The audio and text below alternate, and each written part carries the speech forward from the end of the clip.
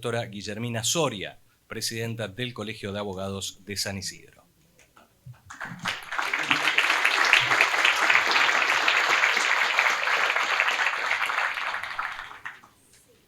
Siempre me falta un banquito, ¿no? Bueno, buenas tardes a todos, a todas. Sean bienvenidos a nuestra casa común. Hoy es un día especial, puesto que es el 60 aniversario del colegio, y en ese marco pensamos en celebrarlo con 2 jornadas en días consecutivos. La de hoy, con un perfil académico, y la de mañana, si se quiere, y se me permite el término, con un perfil un poco más gremial, donde nos permitiremos reflexionar sobre la colegiación legal y sus desafíos presentes y futuros. Agradezco el esfuerzo de Fulvio, por ahí estás, y de todo el equipo del área académica por el día de hoy y el de la comisión del 60 aniversario conformado por Celeste, por Martín y por Victoria, y el área de cultura que mañana nos acompañará también. Jorge Luis Borges escribió: "El tiempo es la sustancia de la que estoy hecho", y quizás lo sea también el de las instituciones. El tiempo las prueba, las templa y las define. 60 años después de su fundación, el Colegio de Abogados de San Isidro es la prueba viva de cómo una idea, la de una abogacía libre, ética y comprometida, puede transformarse en una comunidad sólida que atraviesa generaciones sin perder su propósito. En ese marco celebramos hoy las 10ª jornadas sanisidrenses, que este año tienen como tema central los derechos fundamentales a la luz de la jurisprudencia y las leyes sustantivas, con la noción de la igualdad como eje vertebral. Es un tema que no es solo jurídico, es profundamente humano. Porque hablar de igualdad es hablar de dignidad, de oportunidades, de ese suelo común sobre el que se edifica toda democracia real. 10 ediciones ya, chicos, 10. 10 encuentros donde el pensamiento jurídico se vuelve conversación y la conversación se vuelve acción. Estas jornadas no son solo un evento académico, son un espacio de construcción colectiva, donde el derecho se piensa con libertad, con rigor y con compromiso. Un espacio donde las palabras no se repiten, se interrogan. El Colegio de Abogados de San Isidro ha demostrado a lo largo de 6 décadas que las instituciones intermedias son el corazón silencioso de la democracia. Son las que sostienen el diálogo entre el Estado y la sociedad, las que dan voz a las profesiones organizadas, las que transforman la inquietud individual en acción colectiva. En tiempos de polarización y de desconfianza, el rol que adquiere las instituciones como la nuestra es de una relevancia enorme. Mantienen viva la conversación cívica, las que construyen puentes donde otros ven grietas. A lo largo de su historia, el Colegio de Abogados de San Isidro ha estado presente en los grandes debates del derecho provincial y nacional. Ha acompañado reformas legislativas, defendiendo la independencia judicial, proponiendo mejoras en la administración de justicia y garantizando que la abogacía conserve ese papel indeclinable, el de la defensa de los derechos y la Constitución. Estas jornadas son una extensión de esa misión. En el día de hoy, juristas y especialistas de primer nivel compartirán sus miradas sobre desafíos que enfrentan nuestras leyes, nuestra jurisprudencia y sobre todo nuestra capacidad de hacer efectivo el principio de igualdad en la vida cotidiana.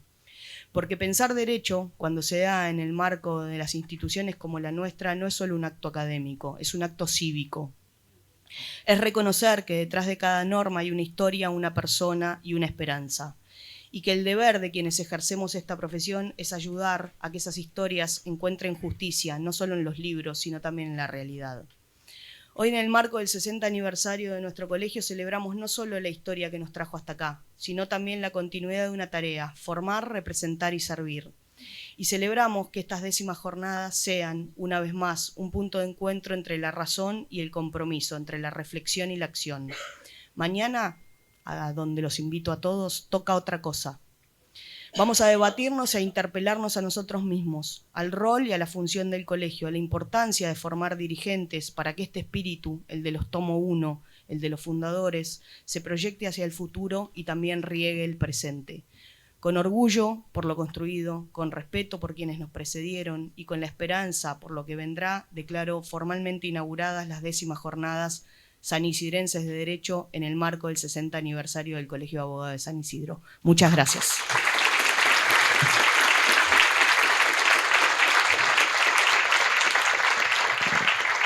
Muchas gracias, Invitamos ahora a hacer uso de la palabra al doctor Fulvio Santarelli, el director del área académica del Colegio de Abogados de San Isidro y presidente de estas jornadas.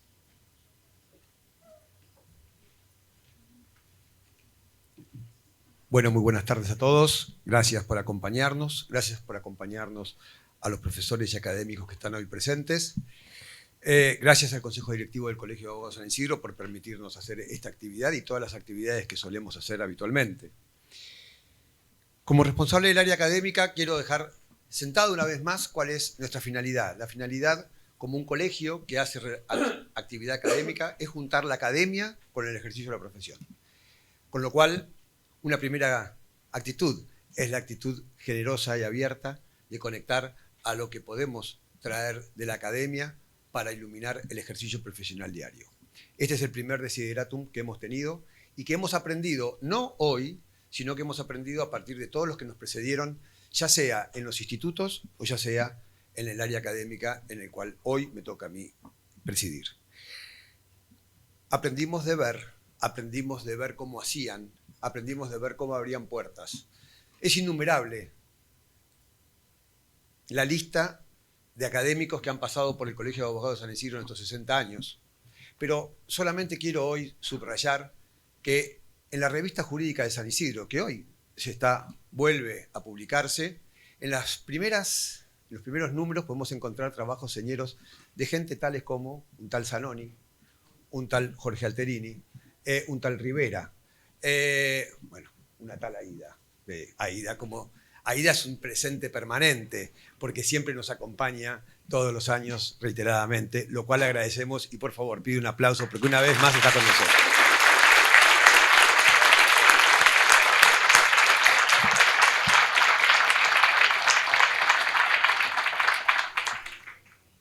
Como decía, yendo a estas jornadas sanisidrenses que esta vez están presididas por los 60 años y bueno, pero fíjense que no es casual que estas jornadas nacieron con el Código Civil y Comercial. Y las primeras jornadas sanisidrenses fueron dedicadas al tratamiento íntegro del Código Civil y Comercial, que este año cumplió 10 años.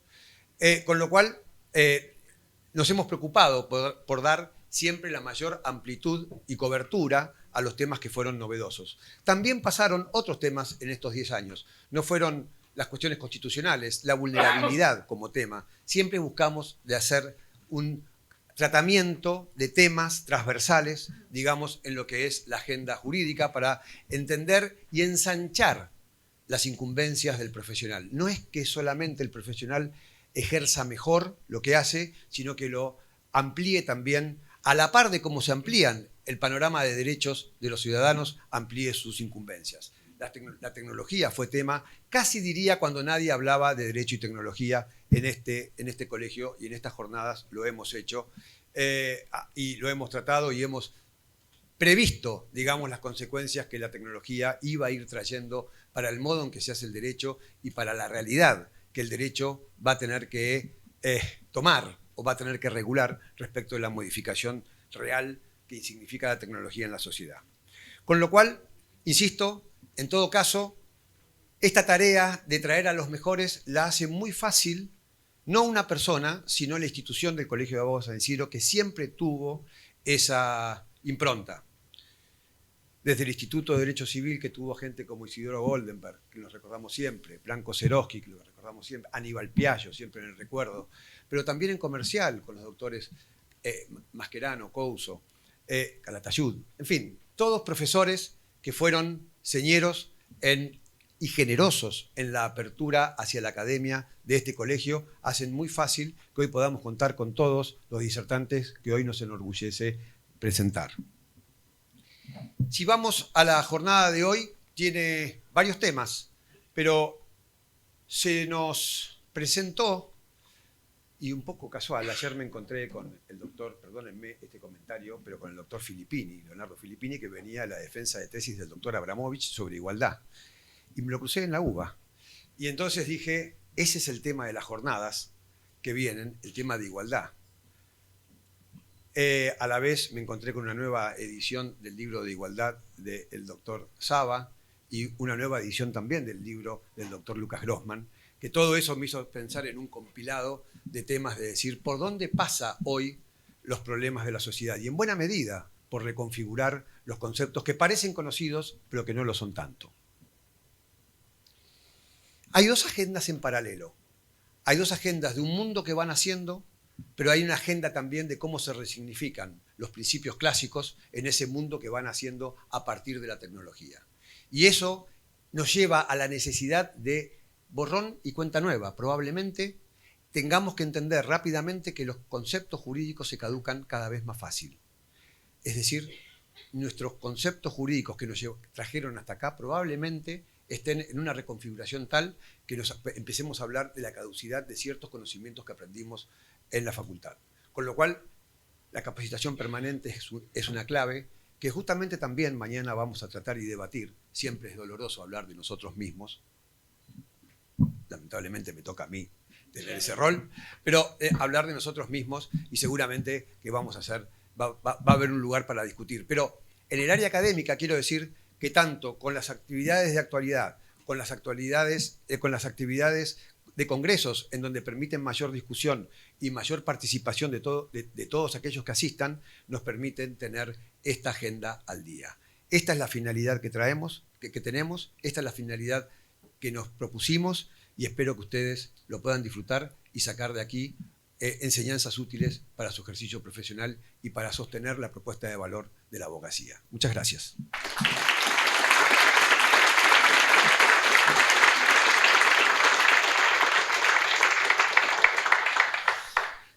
Y a continuación daremos comienzo a esta jornada con la conferencia inaugural sobre el tema la declaración de inconstitucionalidad de oficio en la reciente jurisprudencia de la Corte Federal, con la disertación del doctor Daniel Fernando Soria, quien se ha desempeñado como profesor en grado y posgrado de diversas asignaturas, Derecho Administrativo, Derecho Público, Derecho Urbanístico y Derecho Local, en las universidades Nacional de Buenos Aires, Nacional de Rosario, Notarial Argentina, Austral, UCA y UCAL.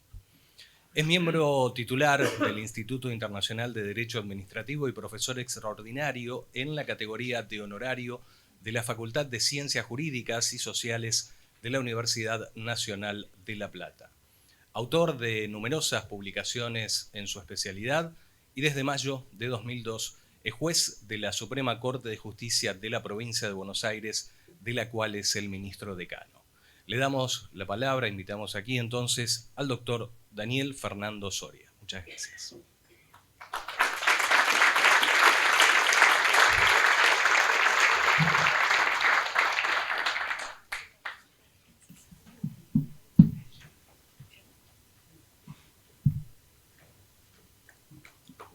Buenas tardes a todos y a todas.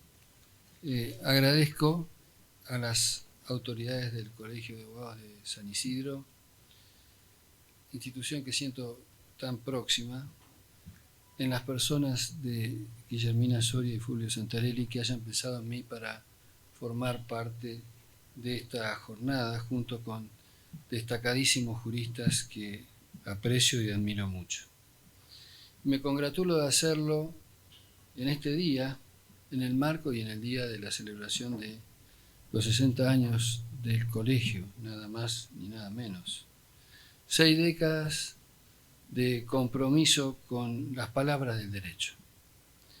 Estas palabras que transmiten a veces un mesurado mensaje de prudencia, que suelen traer equilibrio, coherencia en función de un obrar previo, que marcan el camino para el reconocimiento o restablecimiento de derechos, sobre todo de aquellas personas más débiles y vulnerables, compensando desproporciones, previniendo de abusos y aprovechamientos indebidos. Algo tan necesario en tiempos como los que vivimos, plagados de conflictos, de agresiones, de consignas eliminatorias, dogmas injustificados promovidos por quienes suelen aplaudir fervorosamente los alaridos. A diario el imperio de la ley es dañado y se procura rebajar a niveles dramáticos el tono de la juridicidad. En este presente escasea la voluntad de diálogo, que de consuno con la elemental regla de las mayorías forma parte del método democrático para el abordaje de los problemas que, pienso yo, debemos adoptar y mantener. Favorecidos por ese déficit dialogal, florecen los atajos verbales, las frases de ocasión, el encadenamiento de muletillas, cuando no las fórmulas passepartout, entre otra clase de oquedades generalizables.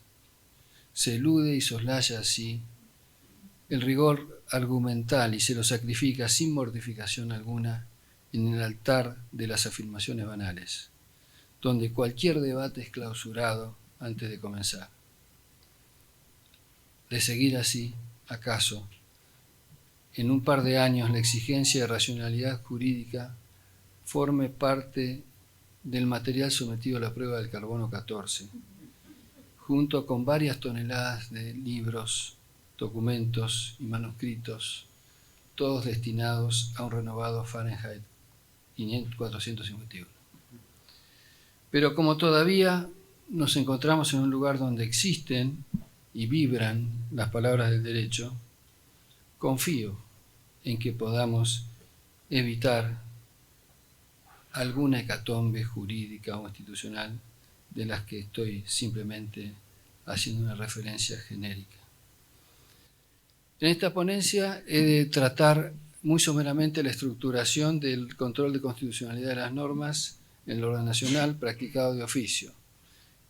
Trataré de ceñirme básicamente al periodo posterior, aquel que suele sindicarse como el que puso punto final a la discusión, que es el inaugurado por el fallo Rodríguez Pereira el año 2012.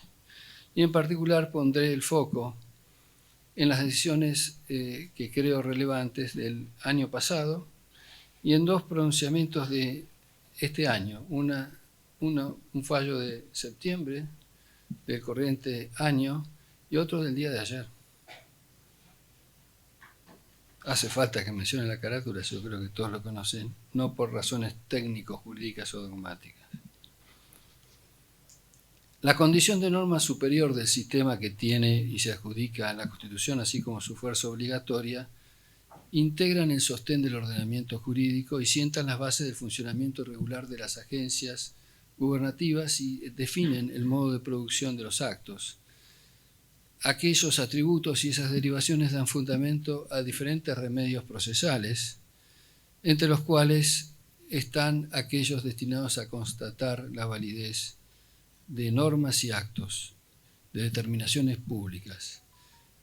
En la justiciabilidad de esas determinaciones se afirman los instrumentos consagrados para garantizar la supremacía o la superlegalidad constitucional establecida en casi todas las constituciones en textos escritos, como por ejemplo nuestro artículo 31 de la Constitución histórica. La revisión de las normas legales o reglamentarias con origen en las ideas de los constituyentes quedó muy poco establecida, pero con algunos hallazgos, en las normas de desarrollo constitucional inmediatamente sancionadas luego de puesta en vigor la Constitución, como las leyes 27 y 48, y entre este puñado de normas y poco más se forjó, se estructuró el modelo de control de constitucionalidad nuestro que abreva en las aguas del modelo norteamericano. Ese modelo clásico, hasta la reforma de 1994, no giraba en el vacío, operaba en el juego de las interacciones del poder que inciden sobre la actividad jurisdiccional. Los límites del legislador y del poder administrador eran determinados en la decisión judicial, eran expuestos y desafiados también por la decisión judicial. Y así que a la hora de resolver desacuerdos sobre derechos fundamentales o sobre estos y principios de la organización social, muchas veces se tuviera que avanzar sobre los límites del derecho. En aquellos casos donde la textura abierta de las normas constitucionales determina opciones valorativas relevantes, el juez tendía a la mayor retracción. En aquellos campos en los que se juegan aspectos por así decirlo simplificadamente, intrínsecamente jurídicos, los vinculados al proceso de formación de los actos estatales, por ejemplo, o a los vicios formales, bueno, el juez hacía más presente su capacidad de intervención. Dado que, como es evidente, son establecidas las normas para regir y estructurar el sistema, las normas constitucionales, no son pura entelequia o desnuda vaciedad. En la primacía debe constatarse la existencia de un fenómeno efectivo. Y ese afán de darle fuerza obligatoria y efectividad a las previsiones constitucionales es probablemente el impulso que más ha determinado la idea de que el control de constitucionalidad debe efectuarse de cualquier manera como deber jurídico del órgano jurisdiccional. Pero vayamos un poquito antes a el modelo constitucional de control de constitucionalidad previo al configurado actualmente con la reforma constitucional del 94 mediante. ¿Cuáles eran las notas que lo caracterizaban? En primer lugar, la adscripción de esta actividad a la judicatura. Se pensaba y se piensa todavía hoy en términos generales que es un atributo, una función privativa de los jueces el declarar la inconstitucionalidad de las normas. Luego, asociado con esto, es un atributo disperso, desgranado entre todos los jueces. No hay un órgano particular, especializado en el control de constitucionalidad, sino todos ellos, todos los jueces, tienen la capacidad de dirimir las contiendas aplicando las normas constitucionales y sacrificando las que se resisten a su cumplimiento. Esta idea del órgano concentrado, del control concentrado, va de la mano con una idea previa. El control de constitucionalidad entre nosotros fue forjado para satisfacer o tutelar situaciones o posiciones subjetivas, más que para generar la depuración de las impurezas del ordenamiento jurídico. Por eso cualquier juez puede hacerlo y por eso el efecto de la decisión descalificatoria opera solo en los límites de la contienda, en el caso, a diferencia del modelo de inspiración kelseniana, en el que ese órgano que monopoliza el pronunciamiento sobre la constitucionalidad extirpa las impurezas del sistema y lo hace con carácter abrogatorio o erga omnes. Luego de esto, de estos caracteres de ejercicio estrictamente jurisdiccional, lo cual en principio desalienta o inhibe la posibilidad de que los órganos de la administración pública ejerzan el control de constitucionalidad, una vez aprobada y sancionada la norma y puesta en vigor, no en ocasión de, por ejemplo, formular un veto o no en ocasión de proponer la revisión o la derogación de las normas, que puede así ejercer claramente un ejercicio de control o de revisión constitucional. Luego de estas notas se destaca la idea de que el control de constitucionalidad es un epifenómeno de la resolución de contiendas y de la satisfacción de esas posiciones subjetivas que decía. Por eso no puede operar en abstracto, no puede operar en vía consultiva, ni puede basarse en razones de mérito o conveniencia. Su articulación en el modelo clásico es un mecanismo de alegación como refuerzo jurídico en la argumentación de las posiciones subjetivas que se enarbolan como acción o como defensa. No es una vía directa de cuestionamiento de la validez como ocurre, por ejemplo, en el proceso contencioso administrativo respecto a los actos. Piensen ustedes que hasta avanzada la década del 80 del siglo pasado, no había reconocimiento para acciones directas de inconstitucionalidad, impugnaciones a las normas solamente formando parte ese trabajo intelectual, el descubrimiento de la invalidez constitucional como objeto de una pretensión, sino las cuestiones constitucionales eran alegaciones complementarias de derechos que se enarbolaban como primacía en la discusión. Por eso alguien sostuvo que estos sistemas muestran la existencia de un planteo de constitucionalidad indirecto, incidentum tantum. Era la alegación incidental un mecanismo meramente argumental, no el espacio de articulación de una pretensión, que luego se nutrió del cauce un poco forzado en cuanto a sus límites de la acción meramente declarativa para darle viabilidad. Consecuencia de todo esto es el hecho de que la sentencia estimatoria de la pretensión no tiene eficacia derogatoria respecto de la norma, porque su confín, su margen de maniobra es el caso. Y la fuente de información que se requiere para la decisión, que proveen las partes, se circunscribe obviamente el caso, porque en este modelo clásico no hay entes exponenciales de intereses supralocales, supraindividuales, que permitan protagonizar el desafío de la custodia y la discusión acerca del interés público implicado en este conflicto. La exigencia de que la declaración de inconstitucionalidad derive de un planteo efectuado por la parte afectada por la norma y que tenga un desarrollo argumental sólido en cuanto a esa impugnación, es el otro requisito del cual se extrae como corolario la interdicción del pronunciamiento ex officio de la declaración de inconstitucionalidad. Algunos de estos ítems fueron variando, sobre todo por influjo de la reforma constitucional del artículo, sobre todo en los artículos 43 y la incorporación de los tratados de derechos humanos al texto constitucional.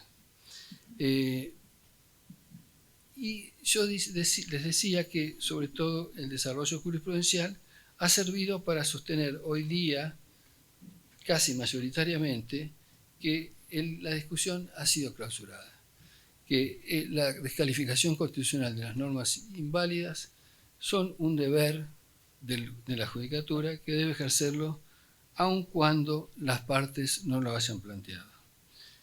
Esto supone la superación de la regla pretoriana que rigió durante muchas décadas, desde 1941, yo diría hasta 2012, con claridad, que fue establecida en el famoso precedente Ganadero de los Lagos.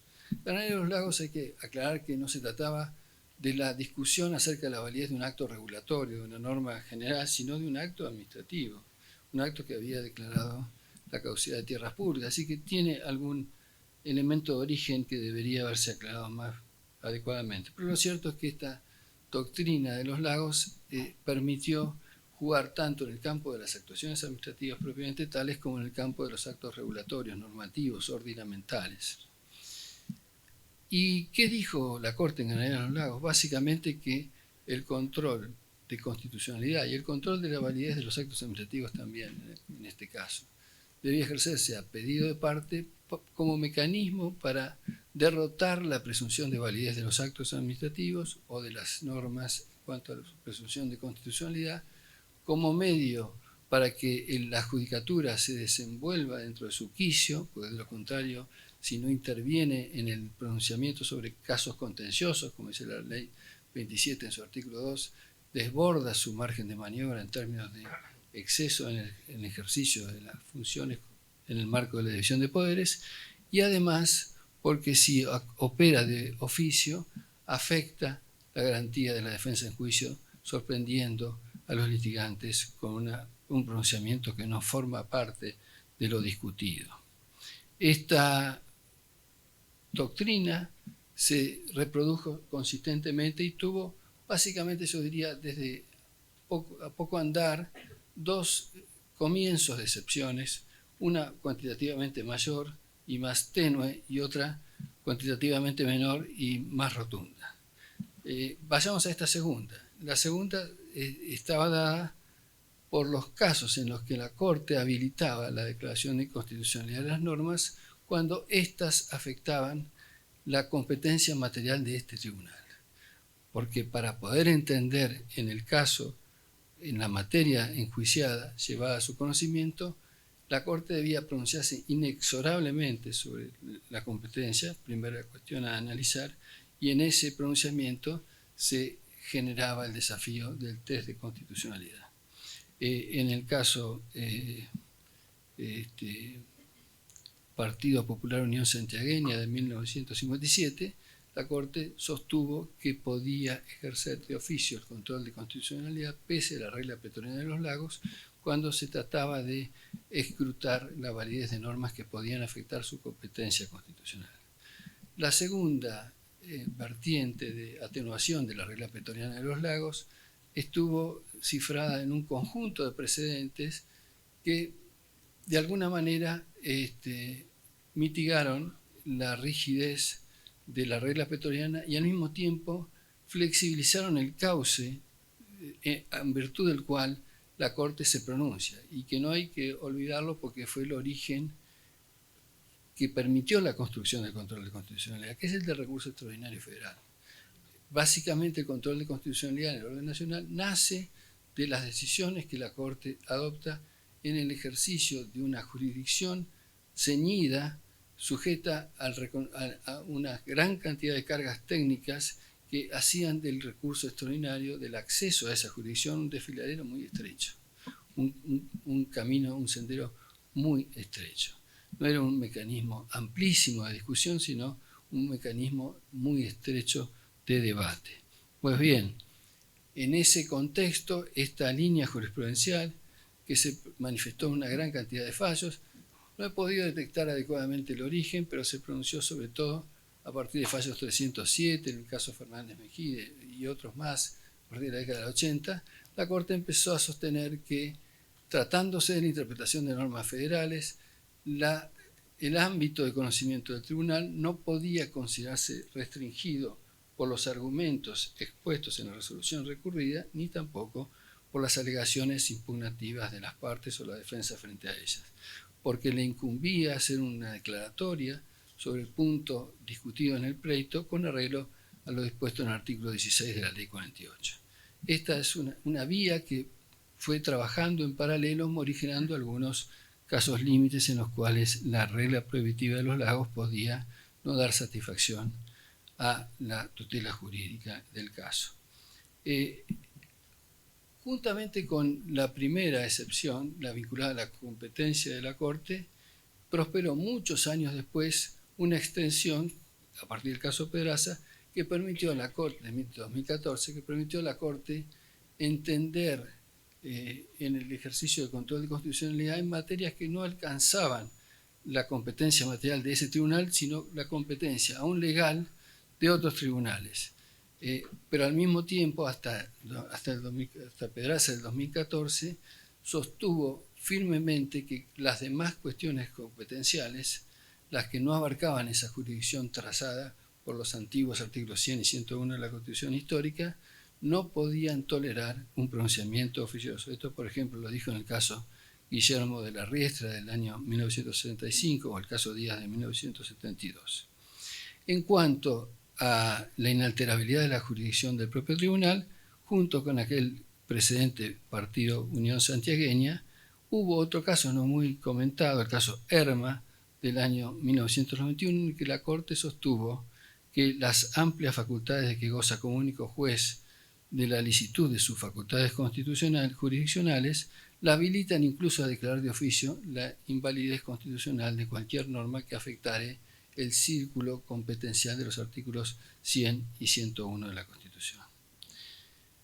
Pero la regla de los lagos fue puesta en crisis, básicamente como primer llamado por una célebre minoría de Fait y Belucio, en el caso del Juzgado de Instrucción Militar número 50 de Rosario, en 1984, que era un conflicto de competencia entre un juez civil y un juez militar para enjuiciar los casos de delitos de lesa humanidad.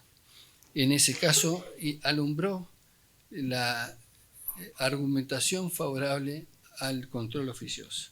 ¿Sobre qué bases? En primer lugar, sosteniendo que la presunción de validez de los actos y de las normas es relativa y que es derrotable si se acredita una inconstitucionalidad, y que esto puede hacerlo el juez autopropulsadamente.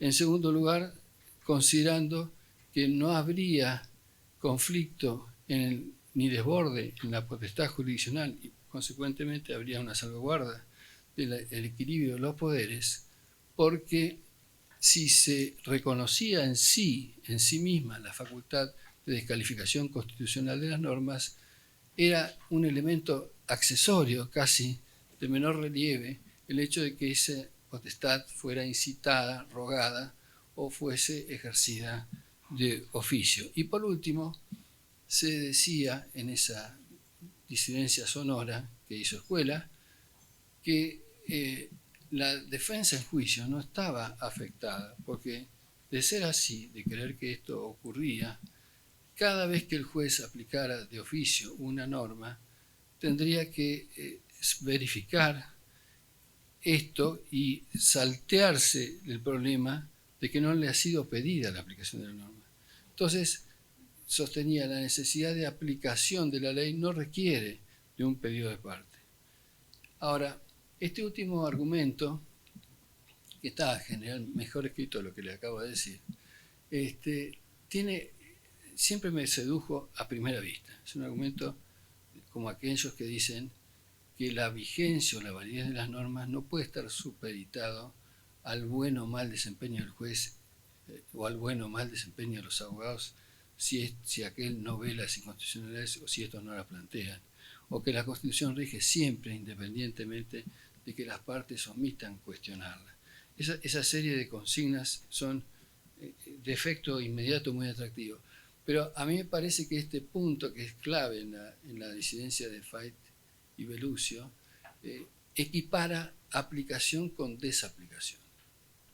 Una cosa es la aplicación que supone el juego normal del sistema democrático, donde el legislador, representante del pueblo, pone en el ordenamiento una norma, y otra cosa es privar de efectos a esa decisión que refleja la voluntad democrática de los poderes electos.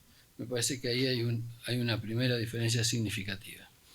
La cuestión es que esta minoría se transformó en mayoría, básicamente a partir de un obiter en el caso Banco Comercial de Finanzas del año 2004 y rotundamente en el caso Banco Rodríguez Pereira. Rodríguez Pereira apareció en la escena jurídica en un contexto de cierta dificultad de diálogo de la Corte y el sistema político, del sistema político contra la Corte. Poco tiempo antes se sancionó el caso Rizzo. Este contexto yo creo que pudo haber influido y básicamente se trataba del enjuiciamiento de la validez de una norma que fijaba una indemnización tarifara en los infortunios del personal de las Fuerzas Armadas, y un conscripto bajo el régimen del por entonces servicio militar obligatorio había sido objeto de un infortunio que le había lesionado y le había afectado en un 30% de la capacidad obrera. El régimen tarifario fue controvertido sin plantear su inconstitucionalidad en la pretensión resarcitoria que promovió este conscripto, y tanto en primera instancia como en el fallo de la Cámara Federal de La Plata se acogió la pretensión resarcitoria aplicando como una especie de interpretación conforme el precedente Aquino, la doctrina del presidente Aquino, que si bien se refería a otro campo regulatorio, podía por analogía permitir extraer principios que dieran satisfacción a la carga de justificación de la decisión. El Estado Nacional recurre por vía de recurso extraordinario y la Corte ratifica, confirma la condena patrimonial y declara la inconstitucionalidad de la norma que limitaba el resarcimiento, que afectaba la indemnización plena o reparación integral. Es decir, que el Estado ingresó por Lavalle, o por Talcahuano, entre Lavalle y Tucumán, a los estrados, al cuarto piso de la Corte, y ingresó con una condena patrimonial. Ingresó con una condena patrimonial y con la descalificación de la norma. Esto hizo pensar a algún autor, por ejemplo Garay, que es muy parecido a una reformatio imperius, es algo similar a la reformatio imperius. No quiero afirmar que lo sea rotundamente, pero está claro que la declaración de inconstitucionalidad no es un mero argumento, es una decisión institucional que priva de efectos una norma.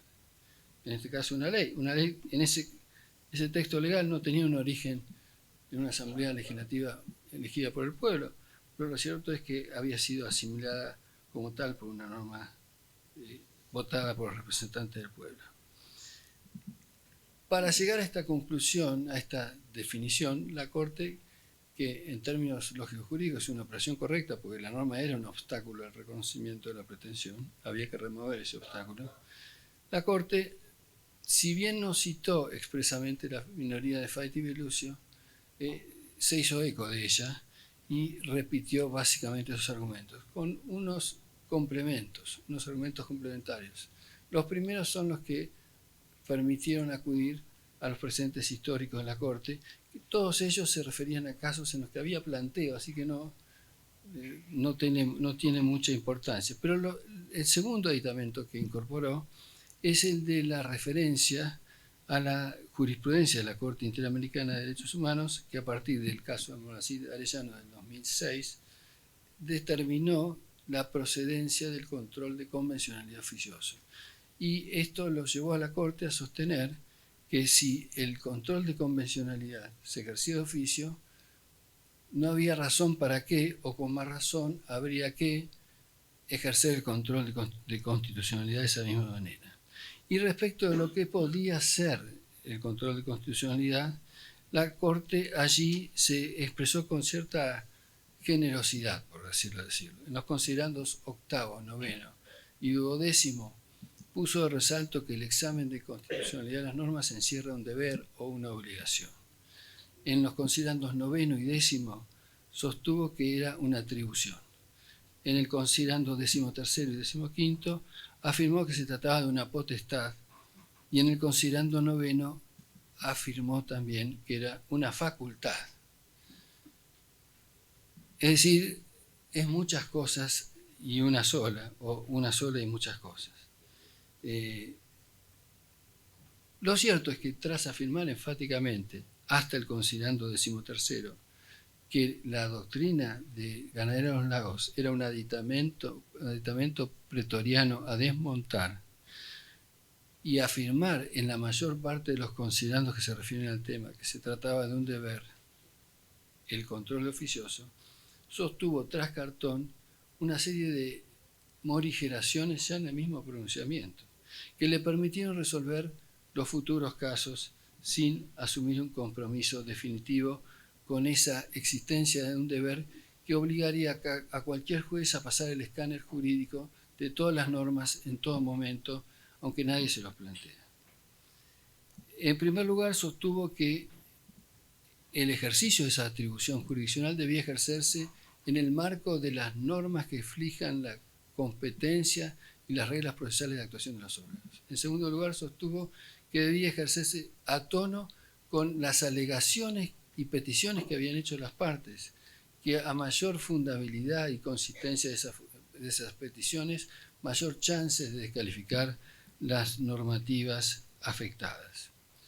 De modo tal que podríamos decir que el mismo caso Rodríguez Pereira, el mismo precedente, se dio cuenta de que la realidad jurídica, la experiencia jurídica, está trabajando sobre un terreno escarpado, con meandros, con dificultades orográficas que no permiten una posición lineal, porque de lo contrario estaría afirmándose más de lo debido. Y creo que la Corte lo hizo a partir del considerando 13º.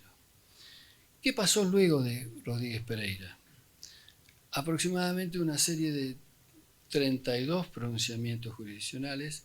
Se pueden extraer 4 grupos que confirmaron esta línea de morigeración del impulso inicial de la descalificación como deber jurídico. En primer lugar, aquel grupo de precedentes en los que sostuvo la Corte la inadmisión de los planteos constitucionales fundada en la falta de desarrollo argumental serio de las peticiones impugnativas de las normas legales por contrarias a la Constitución. Es decir, frente a peticiones que impugnaban expresamente, rotundamente, normas legales por inconstitucionales, la Corte se manifestó rechazando esas peticiones porque carecían de fundamentos sólidos o consistentes. Esto lo dijo al poco tiempo del precedente Rodríguez Pereira en el caso Mansilla, aunque este fuertemente está impulsado por el resguardo del principio de congruencia del año 2014, el caso Compañía Mega del año 2019, el caso C. Caldeiro del año 20, entre otros. Luego, un segundo grupo o familia de precedentes es aquella que también declaró la inadmisión de planteos impugnativos de normas por inconstitucionales por razones de la falta de oportunidad o extemporaneidad del agravio contra ellas. Se consideró que las reflexiones tardías o los planteos tardíos no podían habilitar el ejercicio del control de constitucionalidad. Esto lo dijo en muchos casos, entre otros Los más próximos, el caso Rudolf Steiner del 2005, Banca Nacional del Labor del 2007, Televisión Federal, Sociedad Anónima del 2022, caso Bianchi del 2023 y el caso que se resolvió ayer también. Otra familia de casos es aquellos en los que hizo la Corte prevalecer sobre el ejercicio del escrutinio oficioso de constitucionalidad el resguardo del principio de congruencia, el resguardo de los límites cognoscitivos de los tribunales de alzada y eventualmente también la cosa juzgada. Esto lo sostuvo como interdicción de los pronunciamientos extra ultra petita en los casos Milan-Tic del año 2021, Racco del 2021 también y Manfredini del año 2022.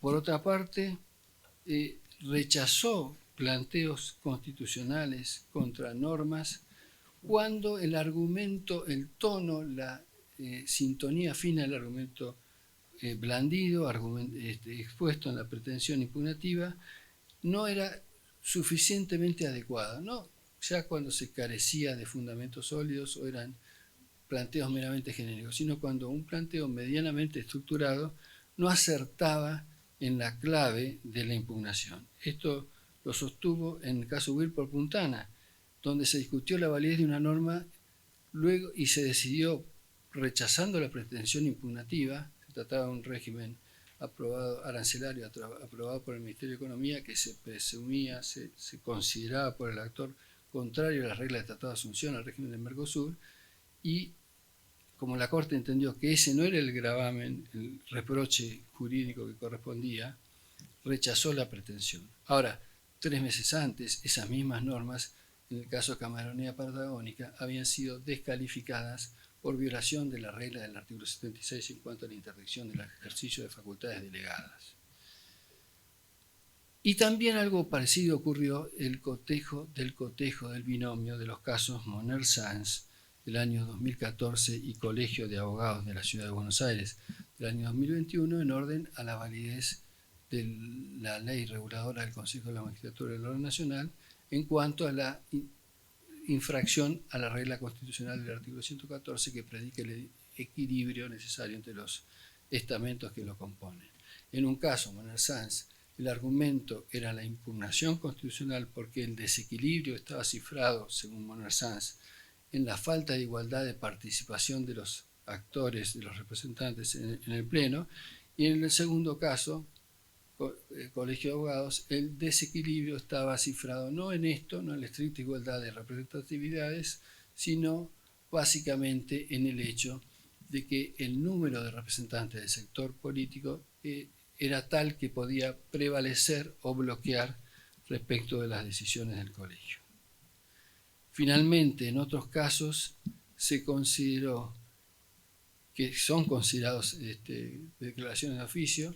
Se trató de supuestos en los cuales se había habilitado el tratamiento de una cuestión pese a ser tardía, por ejemplo en el caso Codina, o se trataba de un supuesto en el que la Corte, frente a la sanción de una norma reglamentaria que podía tener interés de dilucidar su validez constitucional en el pleito, dio una vista a las partes. Las partes se despidieron de esta y una vez planteada la impugnación, la Corte se pronunció sobre la inconstitucionalidad. Esto lo dijo en el caso Blanco del 2018, que es habitualmente considerado un ejemplo de control oficioso. Y fue un control que se ejerció una vez que la Corte, insisto, dio una vista sobre la legislación en cuestión. Ahora, ¿qué pasó este año pasado y qué pasó ahora?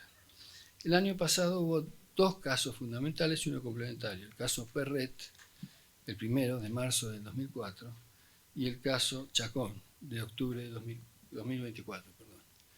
El primero es aquel referido a la tristemente célebre conocida masacre de Ramallo. Era un caso de jurisdicción originaria porque no fue atraído por la fecha de su presentación de la demanda por la doctrina del caso Barreto. Entre las víctimas, los afectados por ese trágico hecho que produjo la muerte de algunos funcionarios del banco en el que se había irrumpido un conjunto de personas con ocasión de un robo y habían secuestrado a alguno de ellos, el tesorero, gerente, etc. Era un juicio de jurisdicción originaria, con lo cual la sentencia de la Corte era la única sentencia que habría de ocurrir y que no había recurso alguno contra ella. La viuda del cajero, del tesorero creo que era, y los hijos de ella, que eran una suerte así denominados hijastros o hijos de afinidad del afectado, del muerto por la balacera policial, reclamaron, entre otros rubros resarcitorios, el daño moral. La viuda no tenía ningún problema porque era heredero forzosa, de acuerdo al artículo 1078 del Código de Vélez, con la reforma de 68 tenía plena legitimación activa, pero los hijos no eran herederos forzosos, no tenían esa legitimación activa. Los hijos no plantearon la inconstitucionalidad del artículo 1078 en la pretensión, y la Corte decide acoger el rubro resarcitorio en ocasión de la sentencia, vale decir, en un momento en el que era imposible luego discutir esta cuestión. La provincia demandada, condenada finalmente de Buenos Aires, no tuvo oportunidad de refutar argumento alguno vinculado con ese rubro. Sin embargo, debió hacerse cargo de esa condena. Discutida la cuestión del control de constitucionalidad oficioso, la Corte decidió por mayoría de 3-2 acoger el planteo. La mayoría estaba integrada por el presidente de la Corte actual, el doctor Rosati, el doctor Maqueda, que ya no es más miembro de la Corte, y un conjuez. Y la minoría estuvo a cargo de los doctores Rosenkrantz y Lorenzetti.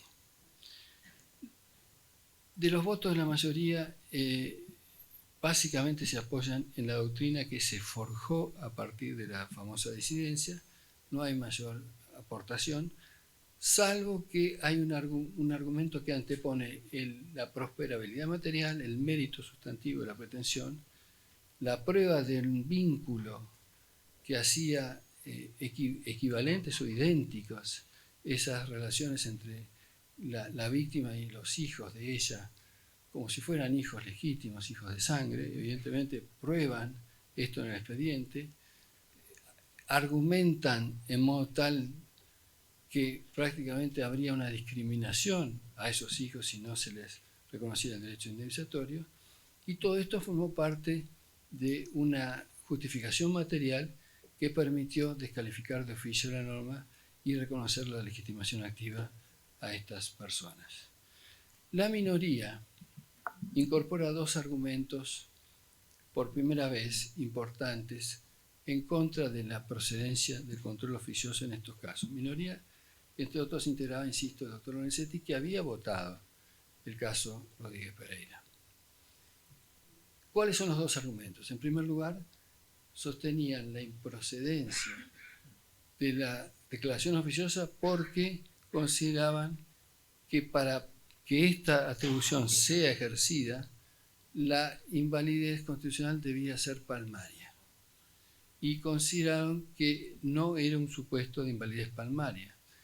Y citaron en apoyo de la argumentación del presidente Rodríguez Pereira. Rodríguez Pereira utiliza una sola vez la palabra palmaria en modo adverbial, palmariamente, dice. ¿Y a qué se refería Rodríguez Pereira?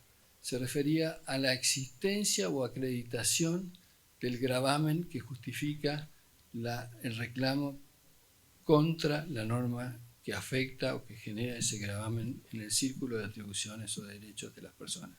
Es decir, lo palmario estaba cifrado más que en el acto en sí o en la norma, en la ostensibilidad o carácter manifiesto del vicio de esta norma, en el hecho de la existencia del gravamen, del agravio, de la afectación jurídica. Es decir, que esa expresión no es, en el uso que le dio la minoría, equivalente a la idea que campea, por ejemplo, en la jurisprudencia norteamericana, en cuanto a las violaciones de normas on its face, es decir, ostensibles, faciales, que a la vez permiten decidir cualquiera sea la circunstancia de la inconstitucionalidad por fuera del contexto de la adjudicación. El segundo argumento que da la minoría está referido a la interdicción de las declaraciones de invalidez sorpresivas y sostuvo que, dada la configuración de la relación procesal, declarar la inaplicación por inválida de una norma respecto a la cual no hubo posibilidad alguna de hacer una discusión sobre sus términos y alcances, generaba una declaración sorpresiva jurisdiccional que no tenía remedio. Probablemente este caso de jurisdicción originaria sea uno de los casos del libro en ese sentido. Y a la vez, por último, reforzando el argumento de lo palmario no, sostuvo también que el carácter no palmario de la invalidez se vinculaba con el hecho de que la Corte en anteriores ocasiones no había acogido planteos inconstitucionales contra el artículo 1078, pero la mayor parte de los precedentes que se refieren a los que se refiere la minoría fueron resueltos por aplicación del artículo 280, es decir, no hubo un pronunciamiento de mérito sobre la cuestión. El segundo caso es Chacón, del año 2024. Aquí, básicamente, el caso se refería a un nuevo supuesto de la aplicación de la saga iniciada en el caso Dinuncio, básicamente, en el cual la Corte impuso por vía pretoriana que en el tránsito hacia sus estrados hubiera un espacio de amortiguación jurisdiccional, un mecanismo de generación de la madurez de la cuestión, que interviniera un tribunal intermedio, que era básicamente el Tribunal de Casación Penal. En este caso, la norma enjuiciada, la norma fiscalizada oficiosamente por la Corte, fue el artículo 350 del Código Procesal Penal Federal, que establecía que en determinados procesos los órganos de revisión, las cámaras, intervenían, decidían, y respecto a esa decisión no había problema con el doble conforme porque era la segunda instancia, o se habilitaba la vía del recurso extraordinario federal porque la decisión de esos órganos de revisión se consideraban emanadas del Superior Tribunal de la causa a los fines del recurso extraordinario. Y entonces se salteaba, por así decirlo, al Tribunal de Casación Penal, al Tribunal Federal de Casación Penal. No se estaba necesariamente ante un problema de regulación de la competencia de la Corte, porque la competencia material estaba inalterada. Era un problema de timing, en todo caso, de tiempo o fase de acceso a la jurisdicción del tribunal. Sin embargo, la Corte asimiló este supuesto a aquellos en los cuales declaró la invalidez de oficiosa de normas por afectar su competencia para descalificar el artículo 350 e imponer la intervención previa de este tribunal intermedio. Luego, finalmente, en ese año se refirió a un caso Sosa de Misling, pero este caso es un caso provincial, así que lo voy a soslayar, pero básicamente reafirma la idea de que no procede el control oficioso, en ese caso porque esto surgía del régimen de la Constitución chaqueña, no por ninguna razón singular. En este año, ¿qué ocurrió? En este año se produjeron dos precedentes, uno en septiembre y otro ayer. El de septiembre es el caso Cisneros. El caso Cisneros cuenta con dos piezas relevantes y la fundamental en el terreno práctico. Este caso se resolvió con un artículo 280. La mayoría, integrada por 3 conjueces, declaró el certiorario negativo y no hubo pronunciamiento de mérito. Pero la minoría de Rosenkrantz se expidió y hay un muy inteligente dictamen de quien aquí está presente, Víctor Abramovich. ¿De qué se trataba el caso? El caso se trataba de una pretensión resarcitoria por despido indirecto del artículo 245, en el que el actor no planteó la inconstitucionalidad del tope ni la aplicación del precedente Bisotti. Y al contestar la demanda, la patronal demandada aduce esta cuestión. Sin embargo, el actor había formulado un pedido económico, un planteo económico, no tengo muy claro, pero asumo que quizás había acompañado una liquidación y en el proceso se había producido prueba en torno a esto. La liquidación superaba cuantitativamente el tope, no se acomodaba al tope lo reclamado. Y creo, según tengo entendido de la lectura del fallo, no de la lectura del expediente, que se produjo prueba acerca de la indemnización con el tope, sin el tope o al 66 y fracción por ciento, 67%, que es el porcentaje que resulta de la aplicación de la doctrina Bisotti. Pues bien, por esta razón de que la pretensión no se acomodó estrictamente en su expresión matemática, en su expresión económica, al tope, el dictamen de Víctor Abramovich aconseja confirmar la declaración de inconstitucionalidad de oficio que sobre la base de ese precedente había hecho la Cámara Nacional del Trabajo. Por la circunstancia de que esa petición inicial no cuestionó la validez del tope y consecuentemente debía ser aplicado porque no formó parte de una discusión, de un debate mínimo, el voto en minoría del juez Rosenkrantz se había pronunciado por revocar la decisión de la Cámara Nacional del Trabajo. La mayoría, al aplicar el 280, fue quizás más práctica.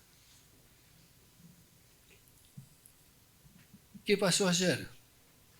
Ayer se decidió un caso Machado. En Machado el juez federal hizo lugar a la extradición de este señor y dispuso, y frente a esa decisión se interpuso un recurso que llegó ante la Corte. Y una de las peticiones de la defensa consistía en la descalificación constitucional del artículo 30 de la extradición, porque se consideraba que a los fines de proceder a el traslado de esa persona, a acoger la pretensión penal, había que acreditar de una manera más consistente la verosimilitud del planteo de la persecución penal. Y que esto no era permitido, esta estrechez del conocimiento del caso penal era habilitado por la norma que consecuentemente no satisfacía las garantías adecuadamente.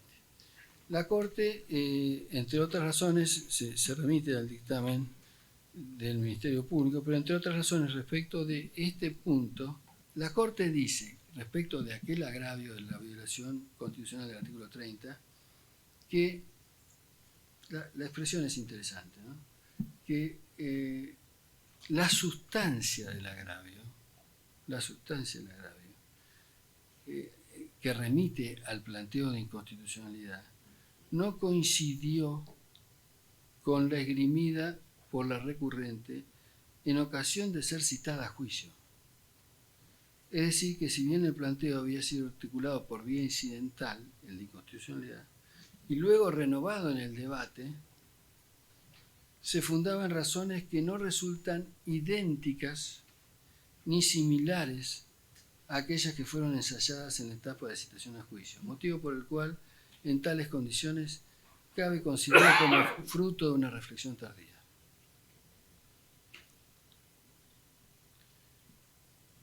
Entonces, si después de Rodríguez Pereira la Corte sostiene que un argumento insatisfactorio, una deficiencia argumentativa, una falta de solidez de los fundamentos de la impugnación, frustra el caso constitucional.